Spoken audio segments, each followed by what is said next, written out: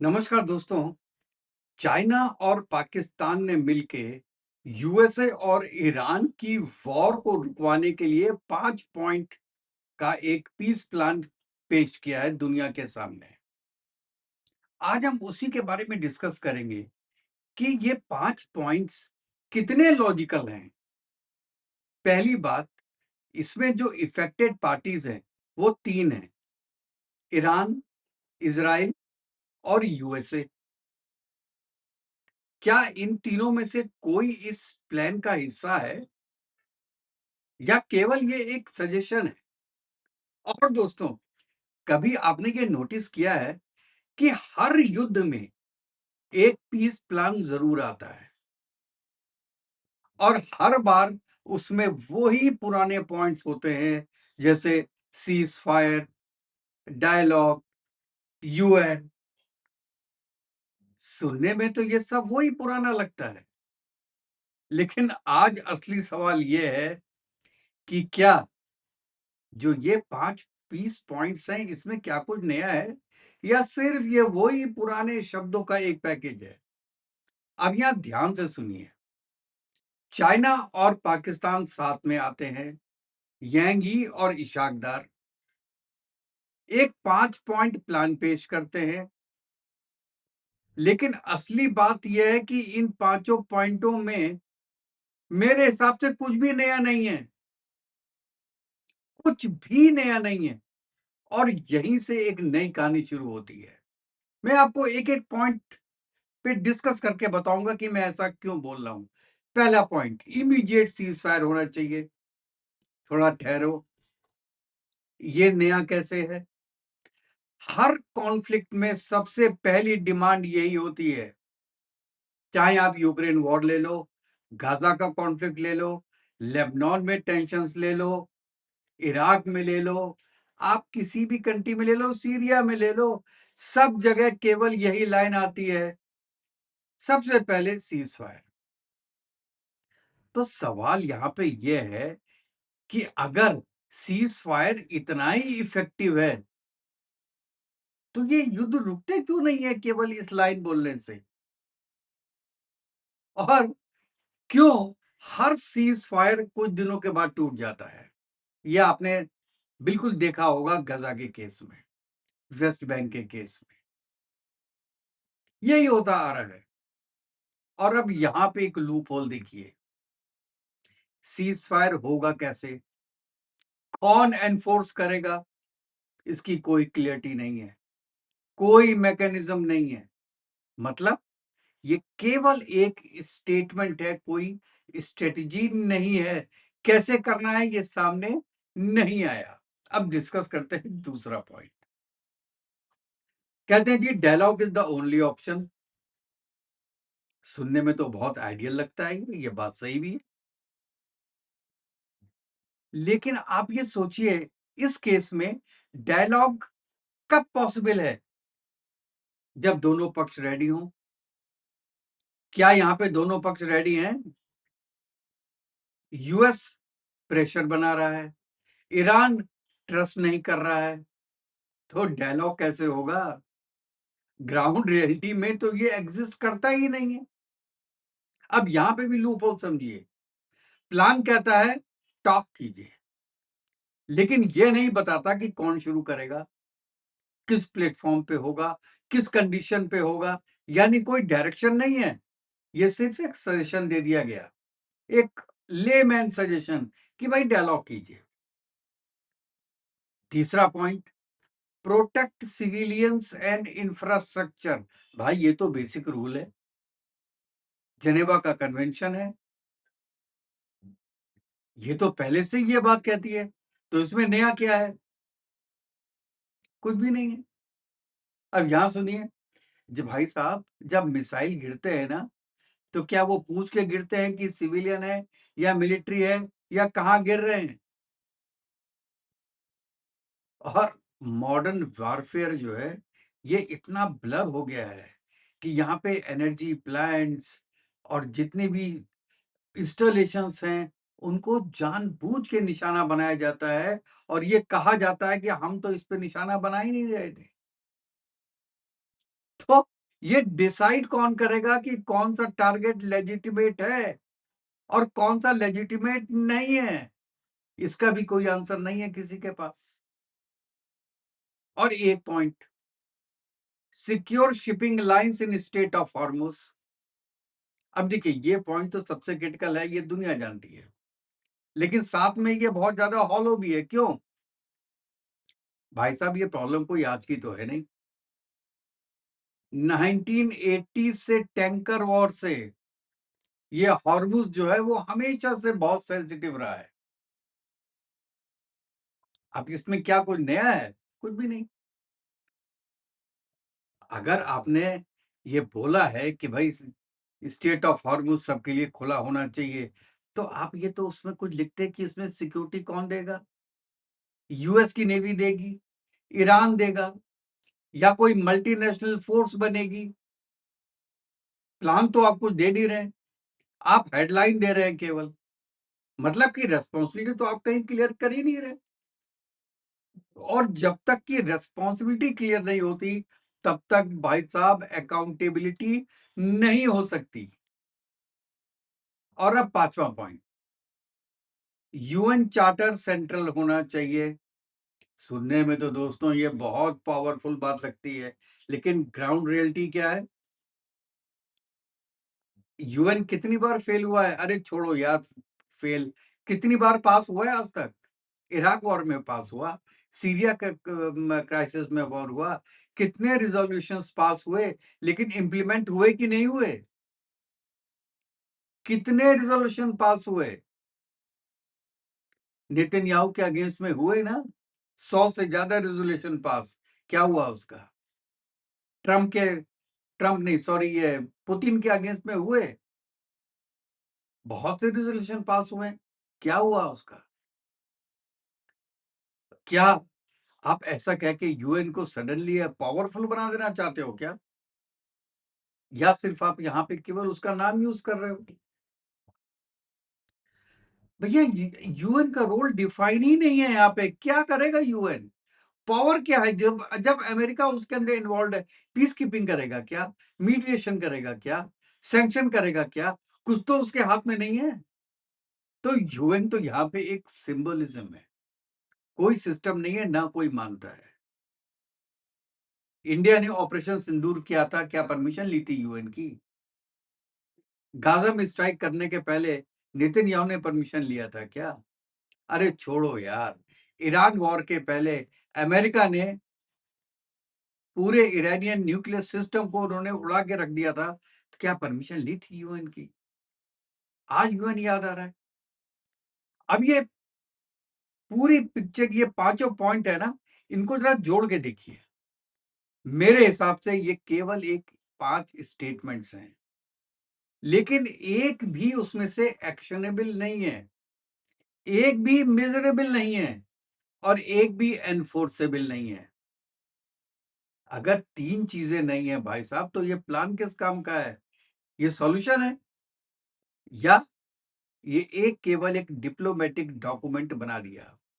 और देखिए, ईरान ने तो ये बात सही है, ईरान ने ये बोला है कि भई आप चाइना को बीच में लाइए, क्योंकि हम चाइना पे विश्वास करते हैं, हम पाकिस्तान पे विश्वास नहीं करते हैं। अच्छा, इसके अलावा एक बात भी सुनिए, यहाँ ध्यान दीजिएगा, 28 से 29 मार्च के बीच में इस्लामाबाद में मीटिंग हुई। उसके कितने फॉरेन मिनिस्टर्स आए, टर्की के, सऊदी अरेबिया के, इजिप्ट के। अब ये और पाकिस्तान के थे। इसको तो मैं एक तरीके से सुन्नी जिहाद बोलता हूँ, सुन्नी एताद आप बोल सकते हैं। ठीक है ना? तो ये 4 देश भाई साहब आपस से मिलते हैं, फिर तुरंत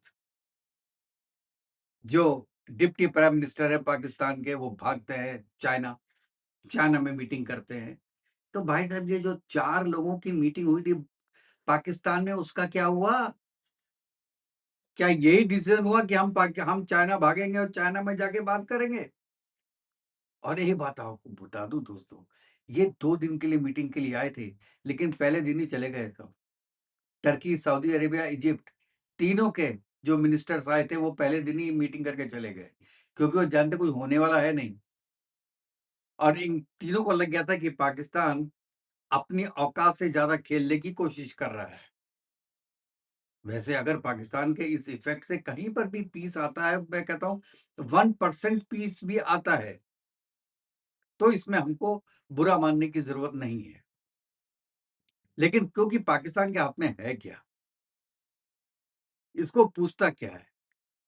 इसको मेरे ख़्याल से तो अमेरिका ने अपने 15 पॉइंट्स को आगे बढ़ाने के लिए बोला है और ये कहने के लिए बोला है कि अगर भाई साहब आप 15 पॉइंट नहीं बताते हैं, तो हम आपको मार डालेंगे या आप पे न्यूक्लियर अटैक कर देंगे। आपको पता है कि यूएन के एक बंदे ने सफ़ा नाम था, उनका नाम मैं भूल रहा हूँ, उन्होंने कल रिज़ाइन किया कि अमेरिका हो सकता है न्यूक्लियर वॉर कर दे ईरान के ऊपर।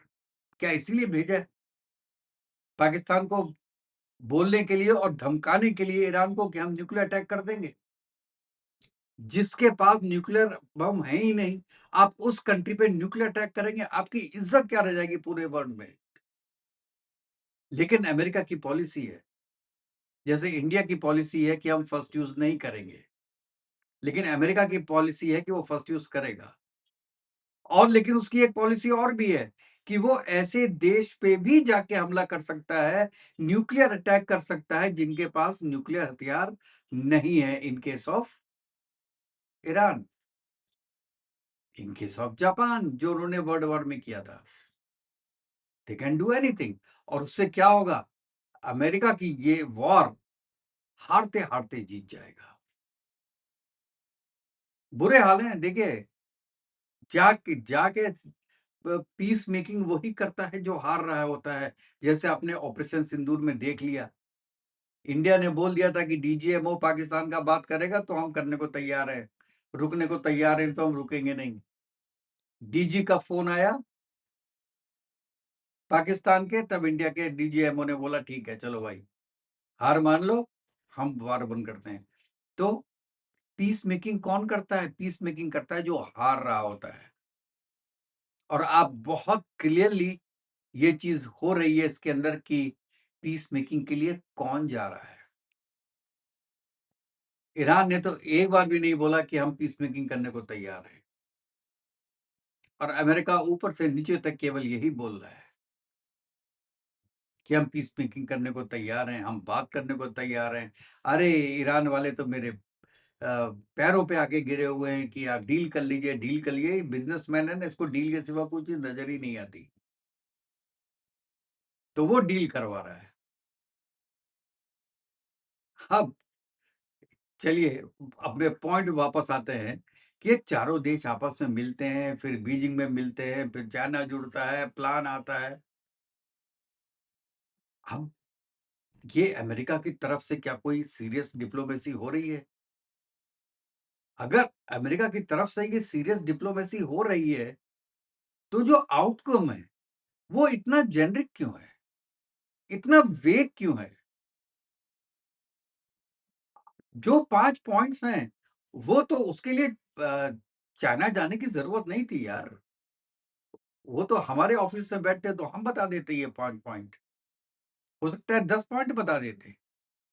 उसके लिए 2 लीडर्स को मिलने की ज़रूरत क्या थी? लेकिन आज की डेट में असली बात ये है कि ये प्लान कोई भी कॉन्फ्लिक्ट रिज़ॉल्व करने के लिए नहीं है। ये किस लिए है दोस्तों? मैं आपको बताता हूँ, ये प्लान है अमेरिका का नैरेटिव कंट्रोल करने के लिए, नैरेटिव सेट करने के लिए ये प्रोग्राम बनाया गया है और दुनिया को ये दिखाने के लिए पाकिस्तान द्वारा कि हम कोशिश कर रहे हैं। हम दुनिया में रेलेवेंट हो रहे हैं और यही इनका सोशल मीडिया और पाकिस्तान का मेन स्ट्रीम मीडिया यही बात गा रहे हैं कि अब हम रेलेवेंट हो गए हैं। इंडिया इर्रेलेवेंट हो गया, हम रेलेवेंट हो गए। हम इतनी बड़ी वर्ल्ड वॉर रुकवा रहे हैं और इंडिया चुपचाप बैठा हुआ है। भाई साहब, जो लोग शोर करते हैं ना, वो काम नहीं करते। भौंकने वाले कुत्ते और काटने वाले कुत्तों में फ़र्क है ना? आप वही हैं, केवल भौंक सकते हैं, काट नहीं सकते। इंडिया अपने अंडरग्राउंड काम कर रहा होगा। ये ना आपको पता चलेगा, ना हमको पता चलेगा, रिज़ल्ट रिज़ल्ट बताएगा। और अगर वो बीच में नहीं आ रहा है इंडिया तो उसपे भी गहन थिंकिंग की गई होगी। तब इस मुकाम पे पहुँचे होंगे, इस रिज़ल्ट पे पहुँचे होंगे कि we should not interfere in that. और आपने ये देखा, सीधा-सीधा सवाल है मेरा, ये जो 5 पॉइंट्स हैं, इसमें अमेरिका का नाम कहाँ है? अबे गधों, वॉर कर रहा है अमेरिका, एक तरीके से सपोर्ट कर रहा है इज़राइल, हम तो उसको सपोर्टिंग मानते हैं आज की डेट में। वो तो हट गया पीछे कि हम तो अपनी कोई ग्राउंड फ़ोर्स भी नहीं भेजेंगे। तू आगे आ गया, तू लड़ अब। अमेरिका को छोड़ दिया है उसने, ईरान के ऊपर, और अपना बैठ के मज़े ले रहा है। वो कहता है मैं जी लेबनान में मारूँगा बम बस। तो वो लेबनान में मार रहा है? और ये यहाँ पर अमेरिका फँस गया।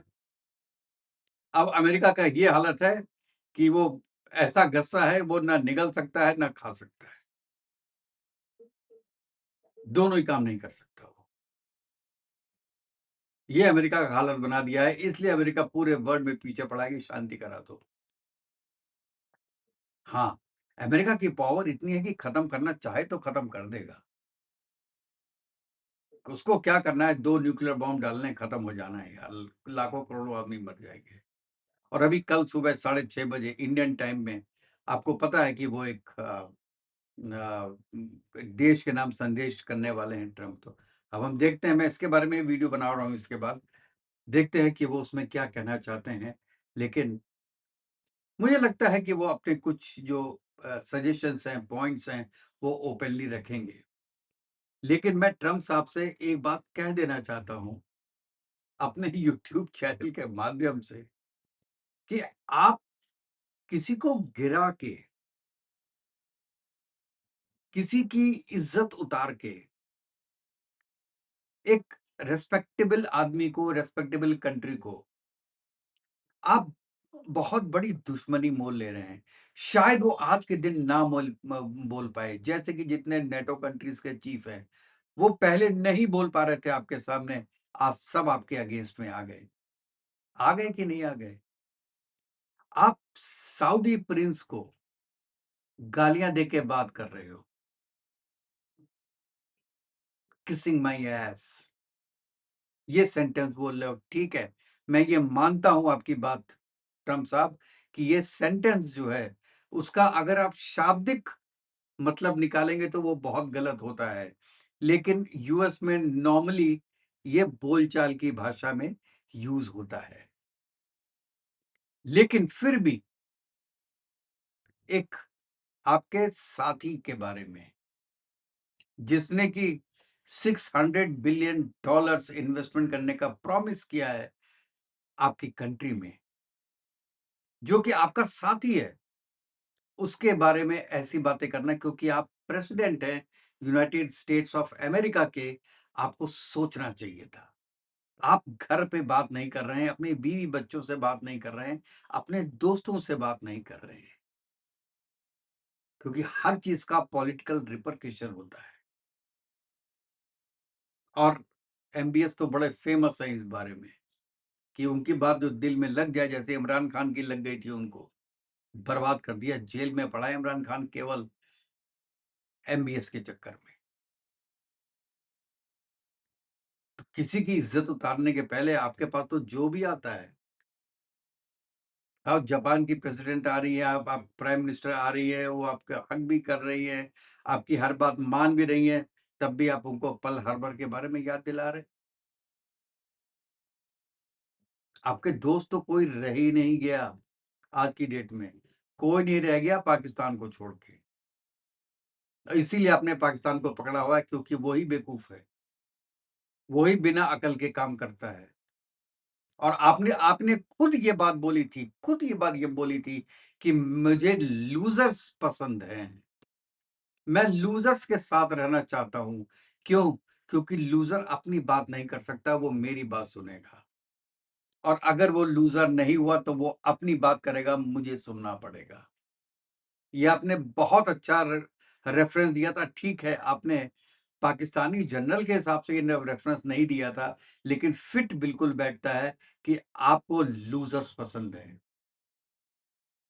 इसीलिए मोदी साहब के साथ आपकी बनी नहीं पहले दिन से,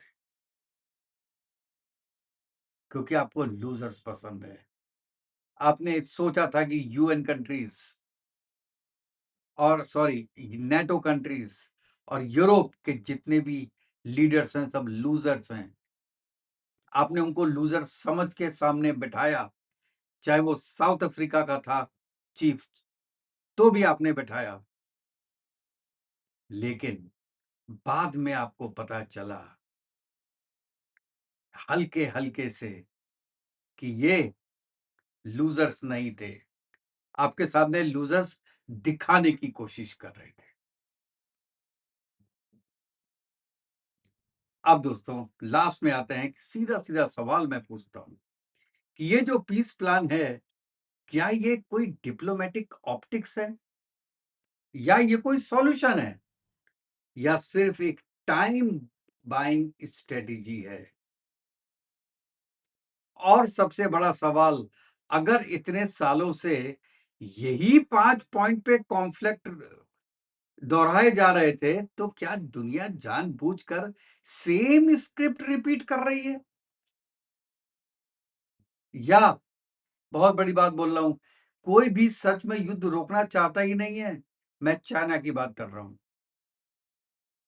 सोचिए, जवाब यही छुपा है कि चाइना को क्या-क्या मिल रहा है इस वॉर से। सबसे बेवकूफ कंट्री होगा चाइना, जो ये वॉर को रुकवाना चाहता होगा, आज की डेट में। लॉन्ग टाइम की बात नहीं कर रहा हूं, मैं आज की बात कर रहा हूं। तो दोस्तों, ये जो पाकिस्तान अपने को चौधरी बन रहा है आज की डेट में, मैं कहता हूं किसी हद तक ये ठीक भी है कि अगर इस पीस प्लान से कुछ भी पॉजिटिव निकल के आता है, कुछ भी पॉजिटिव निकल के आता है, तो हमारे लिए खराब नहीं है, हमारे लिए अच्छा है। क्योंकि पाकिस्तान की जो पूरी वैल्यू है, न्यूसेंस वैल्यू, वो तो दुनिया के सामने रहेगी ही, वो चेंज नहीं होगी। लेकिन अगर इस युद्ध में रोकने में उसका 1% भी किरदार आ जाता है, तो ये पूरी दुनिया के लिए अच्छा होगा। आपकी राय इसके बारे में क्या है दोस्तों? अपनी राय इसके बारे में ज़रूर बताइएगा और फिर नेक्स्ट वीडियो में मिलते हैं। तब तक के लिए जय हिंद, जय भारत, वंदे मातरम। और अगर आपको वीडियो पसंद आया है तो प्लीज़ मेरे वीडियो को लाइक कीजिएगा और सब्सक्राइब कीजिएगा। Thank you very much.